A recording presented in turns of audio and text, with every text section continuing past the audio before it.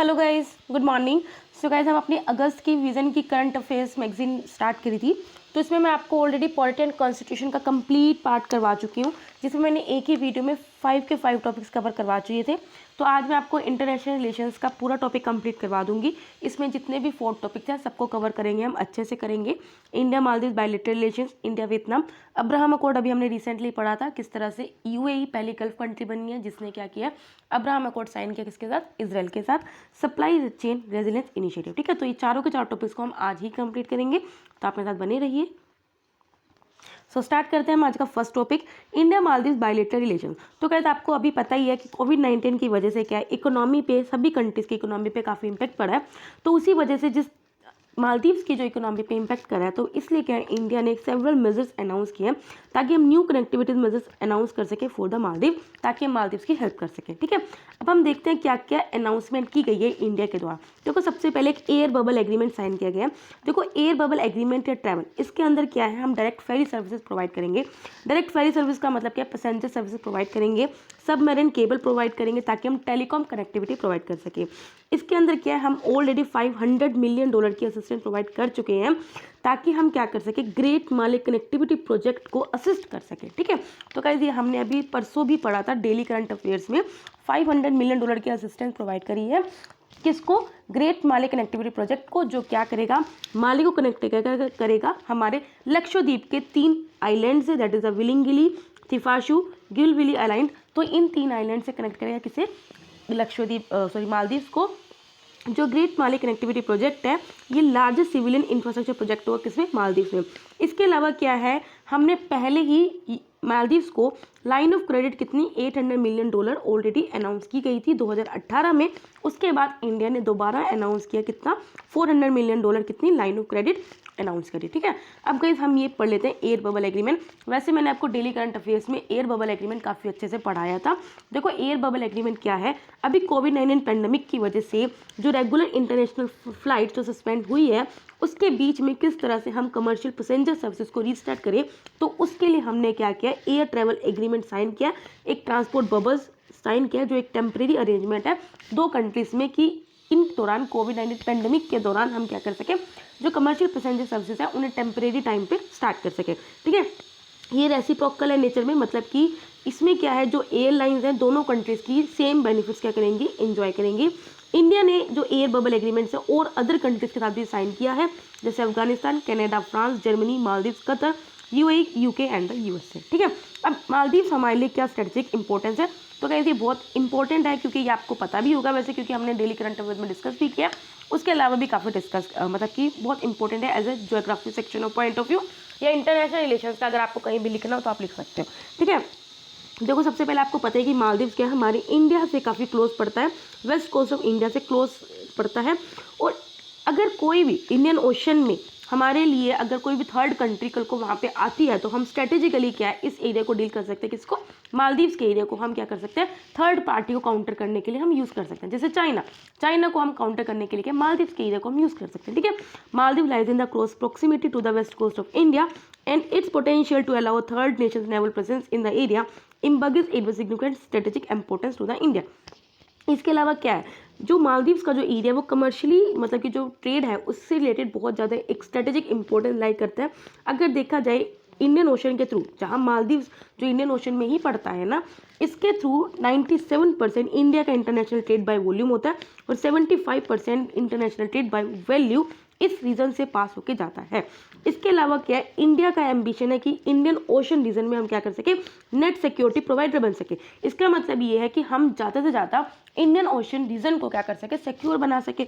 अब वो कैसे बनाएंगे, अगर हम मालदीव के साथ क्लोज मिलिट्री और नेवल टाइज क्या कर सके, सेट कर सके, सो दैट हम इंडिया अपने प्रोटेक्ट इंटरेस्ट को तो प्रोटेक्ट कर ही सके, साथ में क्या कर सके, हमारे जो इंडियन ओशन रीजन के जो नेबरिंग जो कंट्रीज हैं उनके इंटरेस्ट को भी प्रोटेक्ट कर सके।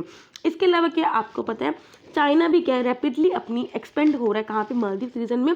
नो डाउट उसने 2011 में अपनी एम्बेसी स्टार्ट करी थी, कहाँ पे सेटअप करी थी, कहाँ पे, मालदीव्स में। लेकिन इंडिया के लिए ये जियोपॉलिटिकली और स्ट्रेटेजिकली मालदीव बहुत ज़्यादा इंपॉर्टेंट है।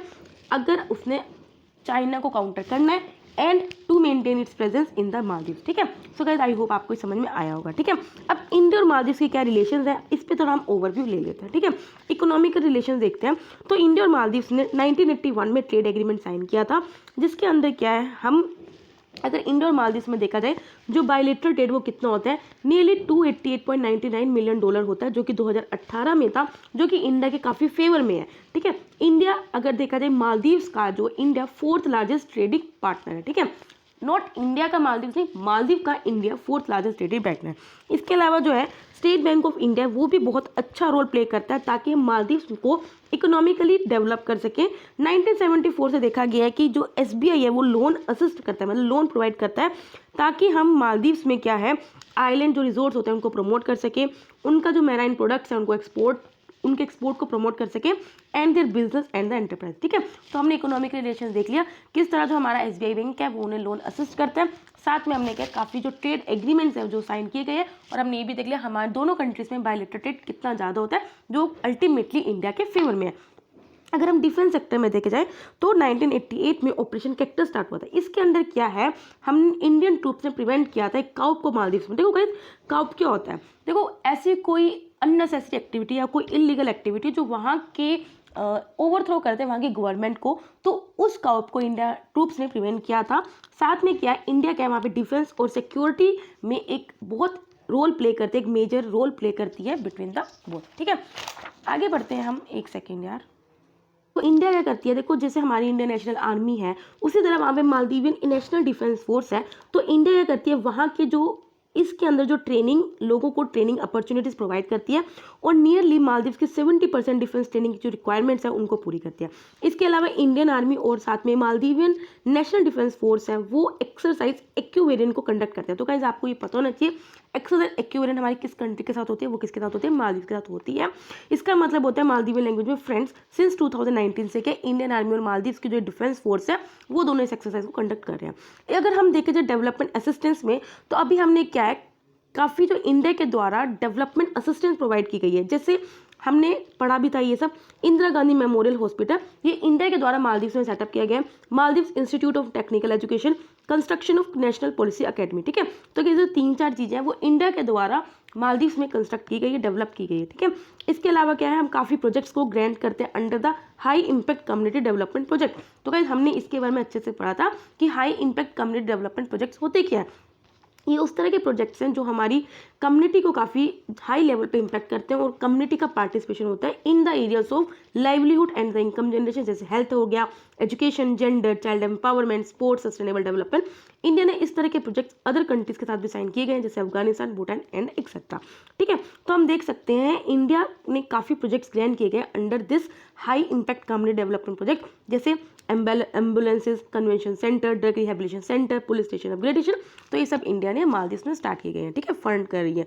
इसके अलावा क्या India large scale assistance provide करते हैं मालदीव्स को, कब से, जब 2004 में इंडियन ओशन सुनामी आई थी और 2014 में माले वाटर क्राइसिस आया था। अंडर ऑपरेशन नीर क्या है, इंडिया ने असिस्टेंस प्रोवाइड की थी किसे, मालदीव्स को। अब जरा हम इंडिया और मालदीव्स में जो पीपल टू पीपल रिलेशन है ये देख लेते हैं। अगर देखा जाए तो मालदीव्स में India are the second largest expected community, मतलब कि मालदीव्स में 25% इंडिया के लोग हैं जो वहाँ के डॉक्टर्स हैं, टीचर्स हैं। ठीक है, इंडिया ऑफर करता है सेवरल स्कॉलरशिप मालदीवियन स्टूडेंट्स को, जैसे Indian council for cultural relations scholarship या फिर स्कार्स के चेयर फेलोशिप। तो कुछ डिफरेंट टाइप ऑफ स्कॉलरशिप्स है जो इंडिया ऑफर करता है कि मालदीव्स के स्टूडेंट्स हैं वो आके इंडिया में आके पढ़े। इसके अलावा क्या किया हुआ है, माले में इनॉग्रेट किया था 2011 में क्या इंडियन कल्चर सेंटर को, जो क्या करता है योगा, क्लासिकल म्यूजिक, डांस ये सब कंडक्ट करता है। और जो वहाँ पे जो हिंदी कमर्शियल फिल्म है या जो टीवी सीरियल्स है, म्यूजिक है, वो भी मालदीव्स में काफ़ी पॉपुलर है। 2019 में इंडियन पीएम ने क्या है, देखो मालदीव्स का जो हाईएस्ट अवार्ड है, जो हाईएस्ट ओनर अवार्ड है, तो वो हमारे इंडिया के पीएम जैसे हमारे नरेंद्र मोदी हैं उनको दिया गया था, that is the rule of मिशान इशुद्दीन। ठीक है, तो अगर ये सब आपको थोड़ी सी नॉलेज होनी चाहिए। अब इंडिया और मालदीव्स के रिलेशन में चैलेंजेस क्या है, देखो सबसे पहले क्या है, मालदीव्स क्या है चाइना पे वो भी रिलाय है। इससे पहले क्या चाइना ने क्या किया था कि वो $2.5 बिलियन इंफ्रास्ट्रक्चर प्रोजेक्ट स्टार्ट किया था और उसने कुछ ऐसा किया नहीं, जिस वजह से क्या है फॉरेन डेप्ट किस पे, मालदीव्स पे चढ़ गया। और अगर देखा जाए मालदीव्स के पास 40% कंट्री का डेप्ट है, जो कि इंडिया के लिए काफ़ी कंसर्न है। ठीक है, ये एक तरह का कंसर्न रेज करता है अबाउट चाइनास डेप्ट ट्रैप डिप्लोमेसी। इसके अलावा क्या है, मालदीव्स में क्या है, पॉलिटिकल इंस्टेबिलिटी है, मतलब कि वहाँ पे अभी भी डेमोक्रेसी इतनी नहीं है, डेमोक्रेसी अभी आनी वहाँ बाकी है, जो एक तरह के इंडिया और मालदीव्स के रिलेशन में कंसर्न है। इसका मतलब ऑलरेडी इससे पहले क्या है, पॉलिटिकल इंस्टेबिलिटी है वहाँ पे, क्योंकि मालदीव्स में अभी भी डेमोक्रेसी अच्छी तरह से नहीं आई है, जो कि इंडिया और मालदीव्स के रिलेशन में एक तरह का कंसर्न है। अब हम देख सकते हैं कि ऑलरेडी 2012 में मालदीव्स ने अनाउंस कर दिया था, इंडिया के द्वारा एक प्रोजेक्ट स्टार्ट किया गया, that is GMR infrastructure limited का एक प्रोजेक्ट था, ठीक है। उसको 2012 में मालदीव्स ने टर्मिनेट कर दिया था, जो कितने $500 मिलियन का प्रोजेक्ट था, ठीक है। पॉलिटिकल इंस्टेबिलिटी की वजह से क्या है, इंडियन ओशन की ओवरऑल सिक्योरिटी का चैलेंज है, क्योंकि क्या है, वो रेडिकलाइजेशन इंक्रीज कर सकता है, मतलब कि जो एक्सट्रीमिज्म है उसको इंक्रीज कर सकता है। अभी देखा गया है एक रिपोर्ट के द्वारा कि 2000 मालदीवियंस, जो मालदीव के लोग हैं, उन्होंने इस्लामिक स्टेट को ज्वाइन किया है, और साथ में क्या किया है, non transparent permission for foreign investment इसे भी ग्रांट किया है, ठीक है। अब हम देख सकते हैं गाइस, ये क्या है, हमारा इंडिया ने क्या आउटरीच स्टार्ट करी है इंडियन ओशन नेशंस को ड्यूरिंग द कोविड-19 पेंडेमिक, ठीक है। देखो कोविड-19 पेंडेमिक है, सबकी इकोनॉमी पे इम्पैक्ट करा, तो इंडिया ने अपनी तरफ से क्या क्या इनिशिएटिव्स लिए, ताकि हम जो इंडियन ओशन के अराउंड जो भी नेबरिंग कंट्रीज हैं, हम उनको सपोर्ट कर सके। देखो सबसे पहले इंडिया ने लॉन्च किया मिशन सागर, तो सागर का मतलब है security and growth for all, तो ये हमने कल भी पढ़ा है। इसमें हम क्या कर सकते हैं, जो इंडियन ओशन रीजन के जो नेशंस हैं उनको हम असिस्टेंस प्रोवाइड करते हैं। इसके अंदर क्या, जो हमारी इंडियन नेवलशिप केसरी है वो डिस्पैच हुई फॉर डिफरेंट कंट्रीज, जैसे मालदीव्स, मॉरिशस, सीचल्स, मादागास्कर, कोमोरोस, ताकि हम वहाँ पे लोगों को फूड आइटम्स, कोविड रिलेटेड जो मेडिसिन है उनको वो प्रोवाइड कर सके, ठीक है। ये प्रधानमंत्री का विजन था, that is the security and growth for all in the region. तो गाइस अब अगली बात आपको बहुत अच्छे से पता होना चाहिए, सागर का विजन ये है कि जो इंडियन पीएम के द्वारा 2015 में स्टार्ट किया गया था, तो ये आपको पता होना चाहिए 2015 में स्टार्ट किया गया था, जिसका एम यही था कलेक्टिव एक्शन एंड कोऑपरेशन ले सके for advance peace and security and respond to emergency, ठीक है। अब हम आगे क्या कर सकते हैं, वे फॉरवर्ड क्या कर सकते हैं, दोनों कंट्रीज को जरूरत है कि वो अपनी रीजनल कोऑपरेशन को एनहेंस कर सके बाय यूजिंग कॉमन प्लेटफॉर्म, जैसे Indian ocean rim association and Indian ocean naval symposium, ठीक है। अभी रिसेंट जो इंडियन फर्स्ट पॉलिसी है, या जो मालदीव्स की और इंडियन नेबरहुड फर्स्ट पॉलिसी है, वो कॉम्प्लीमेंट्री नेचर है। अगर हम इन पॉलिसीज़ के थ्रू इम्प्लीमेंट कर सकते हैं, तो हमारे लिए इंडिया और मालदीव्स की strategic sensitivity is of the utmost importance होगी, ठीक है। सो गाइस आई होप आपको समझ में आ रहा होगा। कल भी मैंने आपको बताया था मेरी तबीयत थोड़ी सी ख़राब है, जिस वजह से शायद मैं आपको आपके एक्सपेक्टेड वो नहीं दे पा रही होंगी, तो प्लीज़ थोड़ा एडजस्ट करिए। नेक्स्ट स्टार्ट करते हैं सेकेंड टॉपिक, इंडिया वियतनाम। अभी क्या इंडिया और वियतनाम की 17वीं मीटिंग हुई है, उनकी बायलेटरल किसकी, joint commission on trade, economic, scientific and the technological cooperation, ठीक है। तो गाइस ये आपको पता होना चाहिए कि इंडिया और वियतनाम में कौन सी मीटिंग है, 17वीं मीटिंग, ठीक है। तो ये भी आपको पता होना चाहिए। अब इस मीटिंग का क्या हाईलाइट है, तो मैंने गाइस आपको पहले भी काफ़ी बार डिस्कस किया हुआ है, कुछ भी मीटिंग होती है तो क्या 3-4 चीज़ें होती हैं जो हमेशा डिस्कस होती है, इकोनॉमिकली, सिक्योरिटी, स्ट्रेटेजिकली, डिफेंस, ठीक है, किस तरह हम मतलब कि कॉपरेशन करेंगे, तो इन सब चीज़ों के लिए मीटिंग हुई है। देखो सबसे पहले अगर हम इकोनॉमिक और डिफेंस सेक्टर में देखा जाए, तो इंडिया और वियतनाम ने एग्री किया है कि वो क्या करेंगे, इकोनॉमी और डिफेंस सेक्टर में ज़्यादा से ज़्यादा एंगेज करेंगे, और हम क्या कर सकेंगे, न्यू टेक्नोलॉजीज को ऐड करेंगे, क्लोजर कोऑपरेट करेंगे सिविल और न्यूक्लियर एनर्जी में, स्पेस में, मैरीन साइंसेस में एंड न्यू टेक्नोलॉजीज में। इंडिया ने already line of credit $500 million announce कर दिए थे, ताकि जो वियतनाम है वो इंडिया से जो डिफेंस इक्विपमेंट्स है वो परचेस कर सके, ठीक है। इसके अलावा क्या है, वियतनाम इंडिया के साथ भी निगोशिएट कर रहा है, बातचीत कर रहा है for both BrahMos and the Akash missile, ठीक है। अब हम देखते हैं मल्टीलेटरल रीजनल फोरम्स में इंडिया और वियतनाम के बीच में क्या कोऑपरेशन है। देखो आपको पता है इंडिया और वियतनाम अभी दोनों का क्या है, नॉन परमानेंट मेंबर्स 2021 के लिए सिलेक्ट किया है, किसमें, यूएन सिक्योरिटी काउंसिल में, based on their strong convergence of views on many global and regional issues. देखो दोनों एग्री करते हैं, दोनों एक दूसरे को कोऑपरेट करते हैं, कोऑर्डिनेट करते हैं एक इंपॉर्टेंट रीजनल फोरम जैसे एशियन फ्रेमवर्क में, ठीक है। तो इसमें यही बताया कि इंडिया और वियतनाम दोनों में काफ़ी अच्छे रिलेशन है और दोनों एक दूसरे को सपोर्ट करते हैं, ठीक है। वियतनाम ने अभी इंडिया को सपोर्ट किया है कि इंडिया को यूएन सिक्योरिटी काउंसिल में परमानेंट मेंबरशिप मिलनी चाहिए, क्योंकि अब मैं काफ़ी बार डिस्कस कर चुकी हूँ, यूएन सिक्योरिटी काउंसिल में मेन 5 परमानेंट मेंबर्स हैं, कौन कौन से, USA, UK, China, Russia and the France, ठीक है। तो अभी क्या है, वियतनाम भी सपोर्ट करता है कि इंडिया को परमानेंट मेंबरशिप मिलनी चाहिए, किसमें, यूएन सिक्योरिटी काउंसिल में, और साथ में इंडिया को एशिया पैसिफिक इकोनॉमिक कॉपरेशन भी ज्वाइन करना चाहिए, ठीक है। अगर हम इंडो पैसिफिक रीजन में देखा जाए, दोनों एग्री करते हैं, दोनों कोऑपरेट करते हैं कि इंडो पैसिफिक ओशन इनिशिएटिव में हमारी जो रिलेशंस है उनको एनहेंस किया जाए, और साथ में Asian outlook on Indo Pacific में भी रिलेशंस को बढ़ाया जाए, ताकि सिक्योरिटी, प्रोस्पेरिटी और ग्रोथ दोनों रीजन्स की इक्वली हो सके। अब हम ये पढ़ लेते हैं जो इंडियन पैसिफिक ओशन इनिशिएटिव है क्या? तो गाइस ये जो इनिशिएटिव था ये भी हमारे प्रधानमंत्री नरेंद्र मोदी के द्वारा लॉन्च किया गया था। कब किया गया था? थाईलैंड में ईस्ट एशिया समिट हुई थी नवंबर 2019 में, तभी से लॉन्च किया गया था। देखो जो ये इनिशिएटिव है ये 7 पिलर्स पे मेनली फेस है बेस्ड है, तो ये आपको पता होना चाहिए क्योंकि ये आंसर राइटिंग में ही काम आता है। जैसे maritime security, maritime ecology, maritime resources, capacity building, resource sharing, disaster risk reduction, management, science and technology, academic cooperation किस तरह हम कर सकते हैं, ट्रेड कनेक्टिविटी, मैरीटाइम ट्रांसपोर्ट। तो गाइस अब मैं इन सब के मीनिंग्स ऑफ कोर्स आपको नहीं बताऊंगी, इतना तो आप समझ सकते हो, ठीक है। इंडिया ने ऑलरेडी वियतनाम को बोला है कि वो क्या करेगा, पार्टनर करेगा on in any of the one of the 7 pillars of Indian Pacific ocean initiative. अब हम पढ़ लेते हैं Asian outlook on Indo Pacific है क्या। देखो Asian outlook on Indo Pacific क्या है, इसके अंदर ये है कि हम क्या कर सके, एशियान को प्रमोट कर सके कि इंडो पैसिफिक रीजन में एशियान ज़्यादा से ज़्यादा क्या कर सके, अपने रिलेशंस को स्ट्रेंथन कर सके। इसमें हम एशियन लेड मैकेनिज्म स्टार्ट करेंगे such as East Asia summit, ताकि हम एक प्लेटफॉर्म प्रोवाइड कर सके ताकि हम इंडो पैसिफिक कोऑपरेशन को इम्प्लीमेंट कर सकें वाइल प्रिजर्विंग देयर फॉर्मेट, ठीक है। अब हम पढ़ लेते हैं इंडिया के लिए वियतनाम किस तरह इंपॉर्टेंट है। तो अगर आपको पता है इंडिया की एक अपनी एक्ट ईस्ट पॉलिसी है, इसके अंडर क्या है, जो इंडिया के ईस्ट में जो कंट्रीज हैं इंडिया उनके डेवलपमेंट पे ध्यान देता है, उनको ग्रांट देता है, ठीक है। तो वियतनाम क्या है, इंडिया के कोर पार्टनर है और एक क्रिटिकल पार्टनर है in look and act east policy, ठीक है। क्योंकि इंडिया वियतनाम के साथ क्या हमारी हिस्टोरिकल टाइज हैं with countries in the south east and the east Asia. अब चाइना को कंटेन करने के लिए, चाइना को भी काउंटर करने के लिए वियतनाम हमारे लिए इंपॉर्टेंट है। क्यों? देखो अभी आपको पता होना चाहिए चाइना के काफ़ी डिस्प्यूट्स चल रहे हैं जियो पॉलिटिकल लोके लेके या जियो इकोनॉमिकल लेके, तो इसी तरह के चाइना का वियतनाम के साथ भी जियो स्ट्रेटेजिकल लोकेशन को लेकर डिस्प्यूट चल रहे हैं।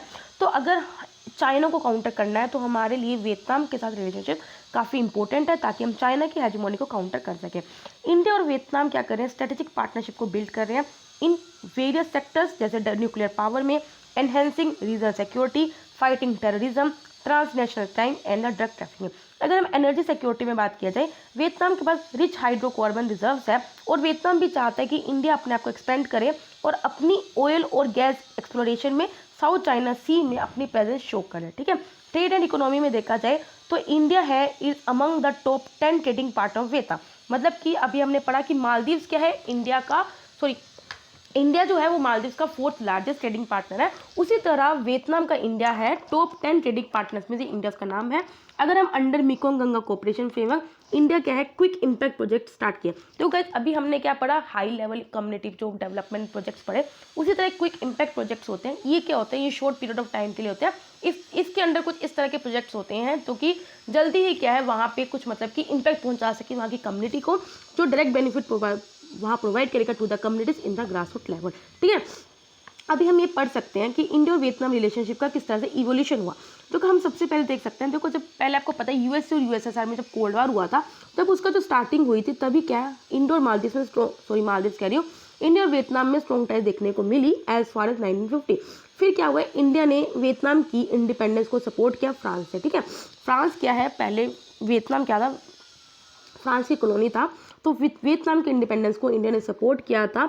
और साथ में जब यूएस से इन्वॉल्व हो रहा था वियतनाम को लेकर 1960s में, तब भी इंडिया ने अपोज किया था, ठीक है।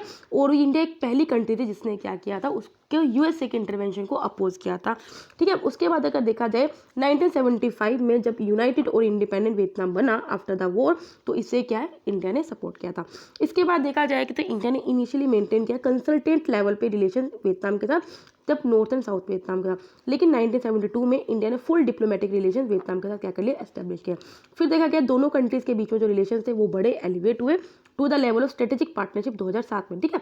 तो हम देख सकते हैं इनिशियली कैसे थे, कंसल्टेट लेवल पे थे, उसके बाद 2007 में जो हमारे रिलेशन थे वो स्ट्रेटेजिक पार्टनरशिप में एस्टेब्लिश हो गए। फर्दर 2016 में देखा जाए हमारे रिलेशनशिप और डीपर हुए और कितने में बढ़ गए, कॉम्प्रीहेंसिव स्ट्रेटेजिक पार्टनरशिप में वो कन्वर्ट हो गए। अगर हम आज देखा जाए तो इंडिया क्या वियतनाम को एक पाइवोटल स्टेट देखता है, एक इंपॉर्टेंट स्टेट देखता है in its act east policy. Same way जैसे चाइना इंडिया को काउंटर करने के लिए क्या पाकिस्तान के साथ एक स्ट्रेटेजिक कंट्रीज मतलब कि देखता है, उसी तरह के इंडिया चाइना को काउंटर करने के लिए वियतनाम को एक स्ट्रेटेजिक कंट्री देखता है, ठीक है। सो गाइस आई होप आपको समझ में आया होगा। अब इंडिया और वियतनाम रिलेशन में चैलेंजेस क्या हैं, देखो सबसे पहले साउथ चाइना सी। देखो ऑलरेडी क्या वियतनाम क्या है चाइना के साथ टेरिटोरियल डिस्प्यूट में, किसके, चाइना साउथ चाइना सी में। इसके अलावा क्या इंडिया खुद भी एंगेज है ताकि वो साउथ चाइना सी में ऑयल एक्सप्लोरेशन एक्टिविटी को कैरी ऑन कर सके। लेकिन क्या कुछ एरिया ऐसा है जो वियतनाम क्लेम करता है कि मेरा है, लेकिन इंडिया क्लेम करता है कि मेरा है, ठीक है। हाउएवर वियतनाम ने क्या किया, अप्रिशिएट किया इंडिया की position on disputed South China Sea and also seek India participation in the oil and gas reserve. अभी हमने ऊपर पढ़ा कि वियतनाम खुद चाहता है कि इंडिया क्या कर सके, एक्सप्लोर कर सके ऑयल एंड गैस रिजर्व को, कहाँ पे, साउथ चाइना सी में। तो इसलिए वियतनाम क्या करता है, लोडेड का मतलब क्या होता है, अप्रिशिएटेड करना इंडिया की प्रेजेंस को। इसके अलावा देखा जाए कल्चर क्या, तो गैस अभी क्या आपको पता है, इंडिया पाकिस्तान हो गया, हमारा कल्चर काफ़ी मिलता है, इंडिया म्यांमार का कल्चर मिलता है, इंडिया नेपाल, इंडिया भूटान, लेकिन जो हमारा इंडियन मालदीव का जो कल्चर है उसमें काफ़ी गैप है। तो अगर देखा जाए हमारा कल्चर कस्टम जो लैंग्वेज गैप है बहुत ज़्यादा है दोनों कंट्रीज़ के लोगों में, ठीक है। जो कि थाईलैंड, अगर हम देखा थाईलैंड का जो कल्चर है वो हम लोगों का सेम है, जैसे क्योंकि बुद्धिज़्म, हिंदुज़्म, ब्राह्मणिकल है वहाँ पे, कंबोडिया में भी अंगकारवाद रेनोवेशन है वो थोड़ा हमारा सेम है as compare to the Vietnam. Connectivity देखा जाए दोनों कंट्रीज़ के जियोग्राफिकली थोड़ी दूर रहती हैं, ये हमारे टूरिज्म को सिर्फ केवल इफेक्ट नहीं करती, लेकिन ये ऑल्सो जो गुड्स एंड सर्विसेज का, जो बिजनेसेस के जो इम्पोर्ट एक्सपोर्ट है उनको भी इफेक्ट करते हैं। हाउएवर जो इंडियन म्यांमार थाईलैंड ट्राइलेटरल जो हाईवे है वो अलाउ करता है कि जो इंडिया के गुड्स है वो साउथ ईस्ट एशिया या जो साउथ एशिया तक पहुँच सके, ठीक है। साथ में क्या, जो इंडिया म्यांमार थाईलैंड जो ट्राइलेटरल हाईवे है उसको हम क्या कर सकते हैं, ऑलरेडी जो एग्जिस्टिंग रोड है जो लिंक करते हैं थाईलैंड को वियतनाम के साथ, उसको हम कनेक्ट कर सकते हैं, ठीक है। इंडस्ट्री के साथ देखा जाए कि इंडिया की कुछ इंडस्ट्रीज़ हैं जिनको वियतनाम में लैंड एक्वायर करने में प्रॉब्लम झेलनी पड़ती है, जिस वजह से जहाँ पे मैन्युफैक्चरिंग इंडस्ट्रीज़ है जो उनकी प्रोसेसिंग है उनमें कहीं ना कहीं उसको हैम्पर होती हैं, ठीक है। तो ये हमने देख लिया कि इश्यूज़ हैं जो कर सकते हैं। वे फॉरवर्ड ये कि जो इंडिया और वियतनाम की जो स्ट्रेटेजिक पार्टनरशिप है वो बहुत इंपॉर्टेंट है if we want to maintain peace and stability not only in the South Asia but also in the entire Indo Pacific region, ठीक है। इसके अलावा क्या है कि हम दोनों कंट्रीज़ क्या कर सकते हैं, एक दूसरे के क्लोज आ सकते हैं अगर हम डिफरेंट एरियाज में एक्सप्लोर कर सकते हैं, जैसे IT, एग्रोकेमिकल्स, एग्रो प्रोसेसिंग में। इसके अलावा क्या है कि अगर हम वियतनाम के साथ अपनी टाइज को स्ट्रेंथन करते हैं तो इससे जो हमारा जो सागर इनिशिएटिव है जो अभी हमने पढ़ा, security and growth for all in the region, इसको हम क्या कर सकते हैं और एनहेंस कर सकते हैं, और दोनों कंट्रीज एक दूसरे से म्यूचुअली बेनिफिट हो सकती है in the era of blue economy, ठीक है, ओशन सिक्योरिटी, ठीक है। सागर के अभी हमने पढ़ी लेगी, PM के द्वारा 2015 में लॉन्च किया गया था। इसका इनिशिएटिव यही है ताकि मैरीटाइम कोऑपरेट कर सके इंडियन ओशन रीजन में। तो इसका इंडिया क्या चाहते हैं कि मैं इकोनॉमिक और सिक्योरिटी कोऑपरेशन कर सके, डीपन कर सके with its maritime neighbours and assist कर सके इन building their maritime security capabilities, ठीक है। सो गाइस आई होप आपको समझ में आया होगा। चलिए हम नेक्स्ट न्यूज़ पे पढ़ते हैं, अब्राहम अकॉर्ड। रिसेंटली क्या UAE और इसराइल ने क्या किया, अब्राहम अकॉर्ड साइन किया, और इसको किसने कराया, USA ने कराया, ठीक है। ब्रोकर्ड का मतलब क्या है, जो थर्ड पार्टी है जो इन दोनों कंट्रीज़ में जो डील करा रही है वो उससे USA ने कराया, जिसका एम क्या है कि फॉर्मल रिलेशन दोनों कंट्रीज एस्टेब्लिश करें, मतलब कि UAE और इसराइल अब क्या फॉर्मल रिलेशन में आएंगी, ठीक है। थोड़ा और पढ़ते हैं इस न्यूज़ के बारे में। देखो इस अकॉर्ड के अकॉर्डिंग क्या है, देखो वैसे हमने डेली करंट अफेयर्स में किया था लेकिन उसमें हमने थोड़ा शॉर्ट वे में किया था। इस अकॉर्ड के अंदर यही है कि जो UAE और जो इसराइल है वो फॉर्मल डिप्लोमेटिक रिलेशन को एस्टेब्लिश करेंगे, लेकिन इसके बदले क्या है, जो इसराइल जो वेस्ट बैंक एरिया को चाहता था, अब वो अपना जो ये प्लान है वेस्ट बैंक को ऑक्यूपाई करने का उसको सस्पेंड करेगा, ठीक है।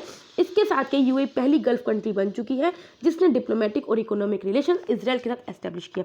तो गाइस मैंने जब आपको डेली करंट अफेयर्स पढ़ाए थे तब भी मैंने आपको बताया था गल्फ कंट्रीज में 7 कंट्रीज हैं, उसको मैंने आपको ये भी बताया था पढ़ने का तरीका, क्यूबॉक्स होता है, क्यूबॉक्स, ठीक है। इसके अलावा प्लस ईरान है, Q Qatar, UAE, Bahrain, Oman, Kuwait and Saudi Arab plus Iraq, ठीक है। तो ये 7 कंट्रीज है गल्फ की, तो आपको पता होना चाहिए। गल्फ कंट्रीज में 7 अरब स्टेट्स हैं जो पर्शियन गल्फ को बॉर्डर करती हैं, जैसे Bahrain, Kuwait, Iraq, Oman, Qatar, Saudi Arab and UAE इससे थर्ड अरब नेशन। देखो गाइस इससे पहले क्या है, देखो गल्फ नेशन तो पहली बनी है UAE, लेकिन इसके अलावा ऑलरेडी जॉर्डन और इजिप्ट 2 क्या हैं अरब कंट्रीज हैं जिन्होंने किसके साथ, इसराइल के साथ क्या है ऑलरेडी एग्रीमेंट साइन किया गया, ठीक है। तो इसके साथ क्या है मतलब कि जो UAE थर्ड अरब नेशन बन चुके हैं जिसने क्या है इसराइल के साथ क्या है, इसराइल को रिकॉग्निशन दिया है after Egypt and the Jordan.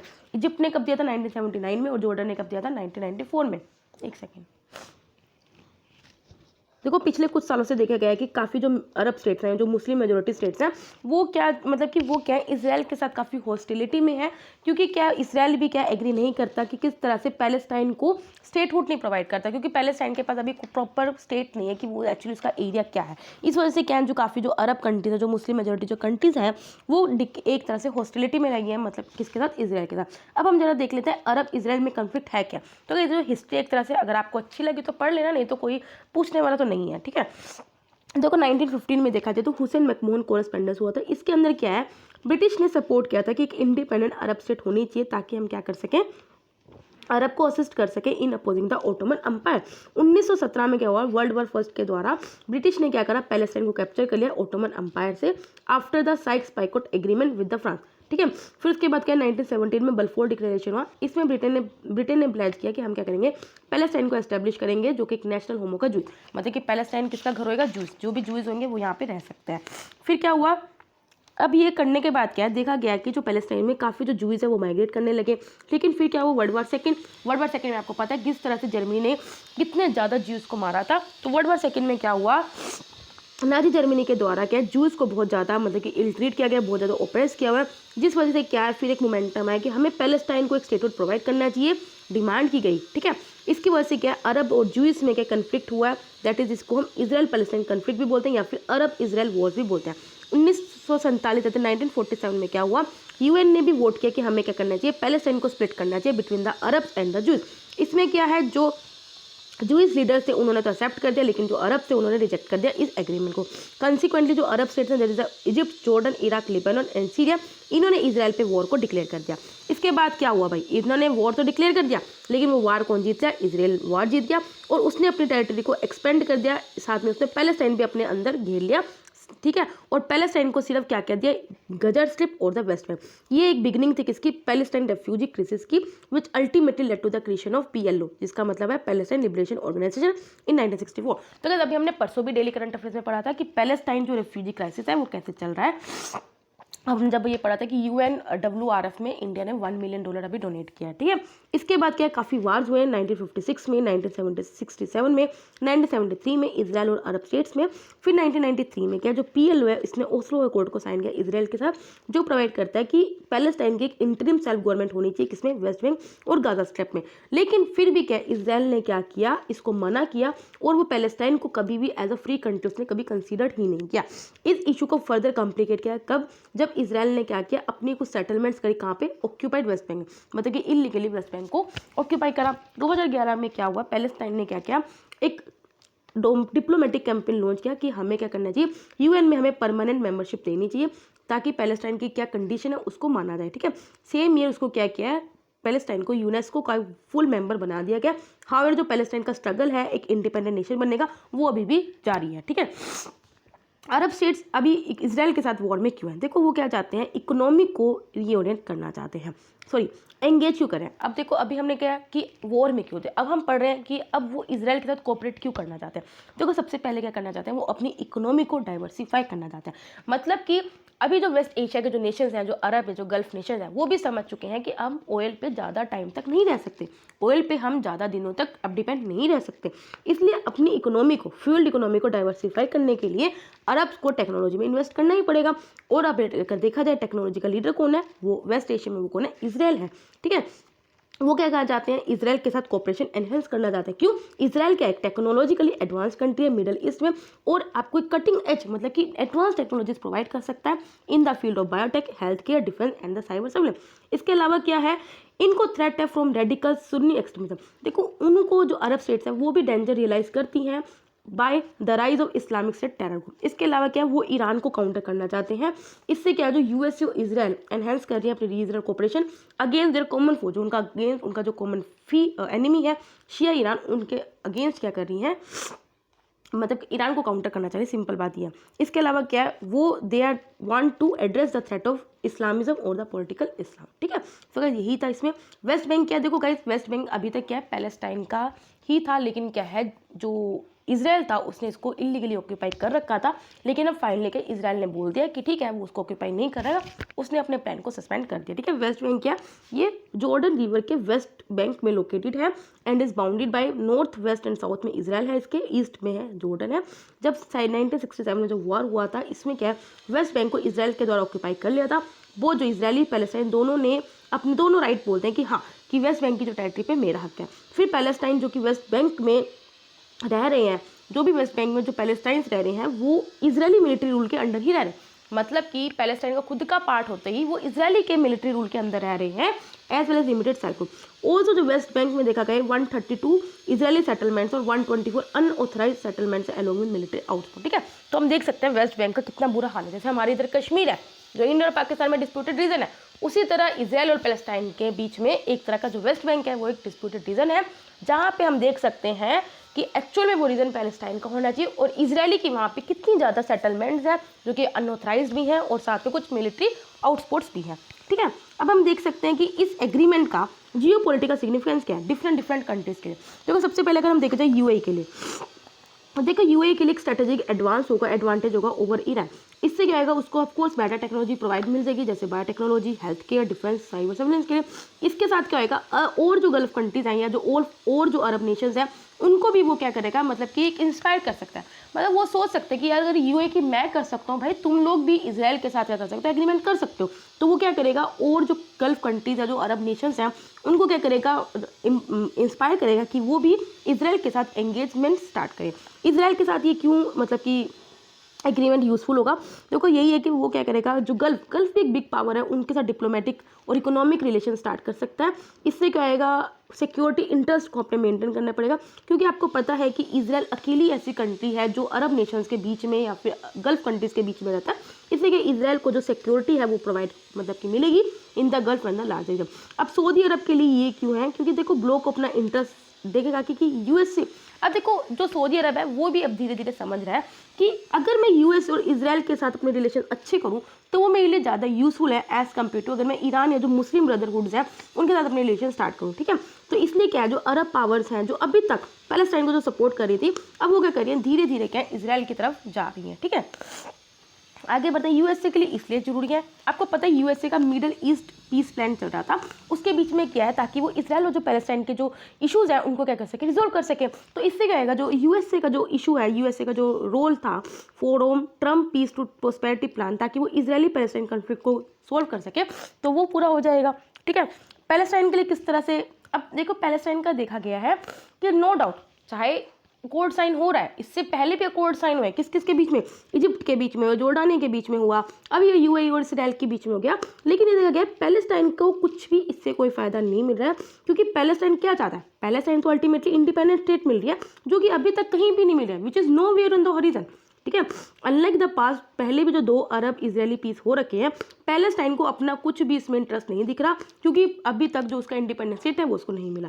ठीक है, हम देख सकते हैं इजिप्ट और इजराइल का पीस डील कब हुई थी, प्रॉमिस किया था autonomous self governing authority in the West bank and कहा था जॉर्डनियन इजरायली ट्रीटी कब हुई थी, जब इजराइल ने एग्री किया था कि पैलेस्टाइन अथॉरिटी वेस्ट बैंक और गाजा में क्या करेगी, फॉर्म होगी। ठीक है, लेकिन ऐसा हुआ तो नहीं था ना। इंडिया के लिए क्या सिग्निफिकेंस, देखो सबसे पहले ये कि देखो अगर वेस्ट एशिया में पीस एंड स्टेबिलिटी आती है तो ऑफकोर्स इंडिया में भी सिक्योरिटी आएगी। इससे क्या आएगा, इंडिया के लिए इसलिए बेनिफिशियल है क्योंकि हम ज़्यादा से ज़्यादा अपने जो शेयर होल्डर्स हैं वो बढ़ा सकते हैं, किसमें, एनर्जी सप्लाईज में और एक्सपेट्रिएट पॉपुलेशन। देखो आपको पता है हमारी कितने जो पॉपुलेशन है वो गल्फ कंट्रीज में क्या करती है, एम्प्लॉयड है। ठीक है, तो इससे क्या हमारी जो और एम्प्लॉयमेंट बढ़ सकती है। इससे क्या है, 2 स्टेट सॉल्यूशन, इजराइल अगर सस्पेंड करता है अपने प्लान को to annex the West Bank, तो इससे क्या होएगा, इजराइल और पैलेस्टाइन के जो बीच में जो टॉक्स हैं, जो निगोशिएशंस हैं वो भी स्टार्ट होगी। इससे क्या है, इंडिया क्या है, 2 स्टेट सॉल्यूशन को सपोर्ट करेगा as part of negotiated settlement between Israel and Palestine. इसके अलावा क्या है, ईरान के साथ जो टाइज है वो इम्पैक्ट हो सकते हैं, क्यों, क्योंकि जो अरब इजरायली टाई है एक तरह का सिक्योरिटी थ्रेट देगा किसको, ईरान को। इंडिया क्या है, इंडिया के पास ऑलरेडी ईरान के साथ अच्छे रिलेशन है, जैसे Chabahar port, access route to Central Asia, तो इसमें इंडिया काफ़ी ऑलरेडी इन्वेस्ट कर चुका है। इसके अलावा क्या, काफ़ी न्यू डील्स ओपन होगी इंडिया के लिए, काफ़ी न्यू अपॉर्चुनिटीज ओपन होगी, वो काफ़ी अच्छा रोल प्ले कर सकता है in the regional security and the stability as India, क्योंकि इंडिया क्या है, इंडिया के रिलेशन यूएई के साथ भी अच्छे हैं, इंडिया के रिलेशन इजराइल के साथ भी अच्छे हैं। ठीक है, तो इससे क्या, अगर यूएई इजराइल दोनों अच्छे दोस्त बन जाए तो इससे क्या है, इंडिया को ओवरऑल क्या है, बेनिफिट मिलेगा। ठीक है, सो गाइस आई होप आपको समझ में आएगा। कंक्लूजन यही है कि जो अब्राहम अकॉर्ड है इसमें पोटेंशियल है कि अरब और इजरायली रिलेशंस को एक अच्छे के लिए वो इम्प्रूव कर सकता है। इट ऑल्सो शोज कि अरब कंट्रीज किस तरह से अपने आप को डीकपल कर रही हैं, दूर कर रही हैं फ्रॉम द पैलेस्टाइन क्वेश्चन। अब क्वेश्चन ये है कि क्या यूएई जूइश स्टेट मतलब कि इजराइल को कन्विंस कर सकता है कि वो पैलेस्टाइन टेरिटरीज में ऑक्यूपाइड करना बंद करे और दोनों एक दूसरे से बातचीत करना स्टार्ट करें, इजराइल और पैलेस्टाइन। अगर तो ऐसा कर लिया तो इसका मतलब ये है कि जो यूएई जो इजराइल डील हुई है वो बहुत एक सिग्निफिकेंट स्टेप था towards Palestine statehood and the peace in the middle. ठीक है, तो यही है इसका कंक्लूजन। अब हम आज की लास्ट न्यूज़ पढ़ते हैं, that is the supply chain resilience initiative. देखो ये सप्लाई चेन रेजिलियंस इनिशिएटिव है क्या, देखो अभी क्या जो ट्रेड मिनिस्टर्स हैं किसके, इंडिया, ऑस्ट्रेलिया एंड जापान के, उन्होंने इस इनिशिएटिव को लॉन्च किया, किसको, ओन सप्लाई चेन रेजिलियंस, जो सबसे पहले जापान के द्वारा प्रपोज किया गया था। और इसमें इन्होंने साथ ही कुछ और कंट्रीज को भी इन्वाइट किया जो ऐसा ही माइंडसेट रखती हैं in the Indo Pacific reason कि आप इस इनिशिएटिव को ज्वाइन करो। देखो गाइज अभी क्या है, देखो सप्लाई चेन रेजिलियंस इनिशिएटिव में यही होता है कि हम जो अपने सप्लाई नेटवर्क है उसको डाइवर्सिफाई करें, मतलब कि हम एक या दो कंट्रीज पे डिपेंडेंट ना रहें किसी भी एक ऑब्जेक्ट, किसी भी एक चीज़ के इंपोर्ट या एक्सपोर्ट के, ठीक है। क्योंकि देखो अब जैसे कोविड-19 पैंडेमिक आया, ठीक है, सपोज करो हम रॉ मटेरियल्स के लिए चाइना पे कितने ज़्यादा वो डिपेंडेंट थे, ठीक है। अब क्या है, अगर आप एक कंट्री पे डिपेंडेंट हो, अगर कुछ ऐसा इवेंट होता है, एडवर्सरीज आती है, तो आपकी इकोनॉमी पे बुरा इम्पैक्ट पड़ता है, ठीक है। तो अगर आप अपनी सप्लाई नेटवर्क को डाइवर्सिफाई करोगे, अगर एक को कुछ हो भी गया तो एटलीस्ट आपके पास अलग ऑप्शन होंगे, ठीक है। तो यही होता है सप्लाई चेन रेजिलियंस इनिशिएटिव, ताकि हम अपने सप्लाई नेटवर्क को क्या कर सके, मतलब कि डाइवर्सिफाई कर सके। अब ग्लोबल सप्लाई चेन क्या होता है, देखो जब भी गुड्स एंड सर्विसेज को आप डिफरेंट डिफरेंट कंट्रीज में क्या करते हो, सप्लाई करते हो, तो तब वो गुड्स या जो भी सर्विसेज हैं वो डिफरेंट डिफरेंट कंट्री से होकर गुजरती हैं, मल्टीपल कॉन्टिनेंट से, मल्टीपल कंट्रीज से, जो भी उसका पूरा जो नेटवर्क होता है इसके बीच में, उसे हम क्या बोलते हैं, global supply chain. Global supply chain it involves the flow of information, processes and the resources across the globe, ठीक है। अब हम ये पढ़ते हैं सप्लाई चेन रेजिलियंस इनिशिएटिव क्या है, मैं आपको वैसे बता चुकी हूँ, लेकिन एक बार हम अच्छे से पढ़ते हैं। ये एक अप्रोच है जो कंट्रीज को हेल्प कर सकती है ताकि हम अपने सप्लाई है उसको डाइवर्सिफाई कर सकें, ताकि जो सप्लाई रिस्क होता है उसको हम क्या कर सकें, एड्रेस कर सकें across the clutch of supplying nation instead of, ताकि हम एक डिपेंडेंट ना रह सके ऑन जस्ट वन और अ फ्यू, ठीक है। देखो क्योंकि कुछ अनएंटिसिपेटेड इवेंट्स आते हैं, नेचुरल इवेंट्स भी आ सकते हैं जैसे सुनामीज, अर्थक्वेक या पैंडेमिक, या कुछ मैन मेड इवेंट्स भी आ सकते हैं जैसे आर्म कॉन्फ्लिक्ट, जिसकी वजह से क्या है कुछ पर्टिकुलर कंट्री से जो सप्लाई हो सकती है वो डिसरप्ट हो सकती है, या फिर जो इंटरनेशनल जो हार्ट भी लग सकते हैं, जो हमारी इकोनॉमिक एक्टिविटी को काफ़ी बुरी तरह इंपैक्ट कर सकती हैं। तो इस वजह से क्या है हमें जो अपनी जो सप्लाई है उसे डाइवर्सिफाई करना चाहिए। ऑब्जेक्टिव इसका यही है ताकि हम फॉरेन डायरेक्ट इन्वेस्टमेंट को अट्रैक्ट कर सकें इन ताकि हम जो अपना इंडो पैसिफिक रीजन है उसको इकोनॉमिक पावर हाउस में कन्वर्ट कर सकें। इसके अलावा क्या है हमने अपनी रिलेशनशिप जो है अमंग पार्टनर कंट्रीज उसे भी हम बिल्डअप कर सकें। अब अभी हम इस पे फोकस क्यों कर रहे हैं, ठीक है, सप्लाई चेन इनिशिएटिव पे फोकस क्यों करें, क्योंकि सबसे पहले क्या है कोरोना इफेक्ट, ठीक है। कोरोना इफेक्ट की वजह से क्या हमने देख रहे हैं कि जो हमारी सप्लाई चेन थी वो हैविली डिपेंड थी एक ही कंट्री के सप्लाईज पे, ठीक है, जिस वजह से जो इम्पोर्ट जो नेशन है, सपोज करो अनाज है, अनाज मेरे यहाँ पे इंपोर्ट होता है, अगर दूसरी कंट्री में कुछ हो गया तो उससे जो इंपोर्ट में जो कंट्री जिस कंट्री में अनाज आ रहा है उस पर क्रिपल्ड होएगा, प्रोडक्शन बंद हो जाएगी, तो मतलब कि फिर सप्लाई भी नहीं होएगी।